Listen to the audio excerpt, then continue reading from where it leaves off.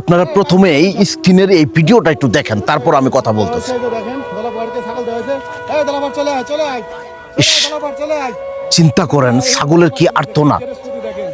একটাবার ভাবা যায় যে একজন মানুষের দ্বারাই কিভাবে এই কাজটা সম্ভব।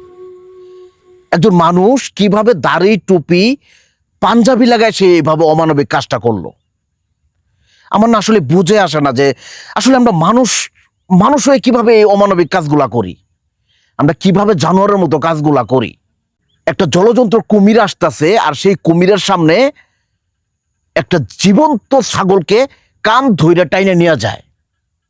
একটাবার ভাবছেন এরকম ধরনের একটা কাজ একটা বাঘের সামনে যদি আপনাকে বারবার নিয়ে যাওয়া হইতো তখন আপনার কেমন লাগতো? আসলে এই জিনিসগুলো না আমাদের একটু খেয়াল করা উচিত, আমাদের ভাবা উচিত যে আসলে আমরা কি মানুষ হইতে পারলাম নাকি। কুমিরটাকে যদি খাওয়ানোর কোনো প্রয়োজন পড়তো আমার মতে ছাগলটাকে আল্লাহু আকবার দিয়ে তারপরে মাংস দেওয়া উচিত। একটা জ্যান্ত ছাগলকে বারে এইভাবে তার মুখের সামনে দিতেছেন। একটাবার কি ছাগলের মনের ব্যাপারটা বুঝতে পারছেন? তার ভিতরে আসলে কতটা ভয় কাজ করছে, কতটা কষ্ট কাজ করছে। আসলে আমাদের মানুষ হওয়া উচিত, আমাদের মানুষ হইতে হবে।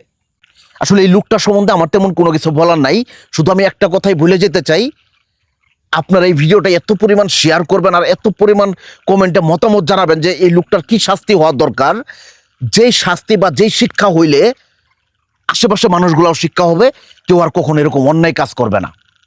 সবাই ভালো থাকবেন, সুস্থ থাকবেন। আসসালামু আলাইকুম।